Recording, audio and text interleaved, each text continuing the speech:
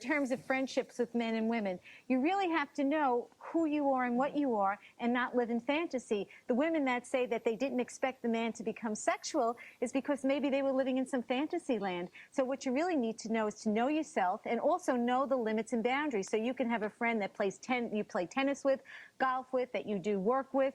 But then if you're going to go into the personal connection, then you're already transgressing certain boundaries. And then with that is going to come sexual tension. At what point does it cross the line, though, Patricia? Well, when you start to share empathy and experiences, sadness and happiness, then you start to really like somebody, and what you call those warm fuzzies, then you call those warm fuzzies. What's that? The warm fuzzies are those really warm feelings. And then what they have, you have a physiological reaction.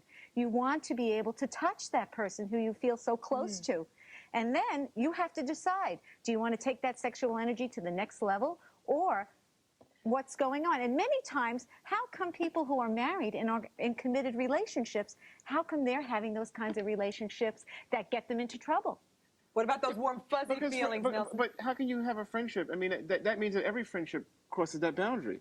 Because there are people who are your real friends, especially women or men, you cross these boundaries. You share your empathy. You share your troubles and your passions. I mean, I think that every real friendship, then you're saying it has that potential, because a real friendship is one in which you really share your inner feelings with you. That's very correct. And women, from a man's point of view, when I talk to a woman, I get an insight into both the female psyche and to her perceptions of my behavior with other women that I could never get from any of my boys.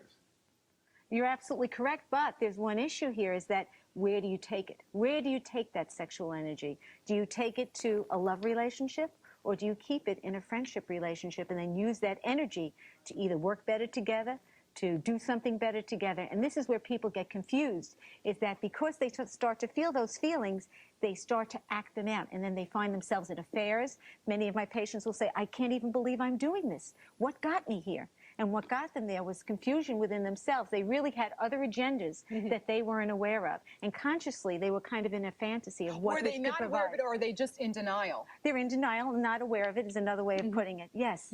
Okay, the person that does that many times is the reason they're setting somebody up with someone else is because they have their own fears. Fears of intimacy, fear of connection, fear of getting close. And what they're doing is they're doing for others what they would really love to do for themselves. Women want it all. That's what women want, the whole picture. Many times men just want pieces, but a complete man wants the whole picture.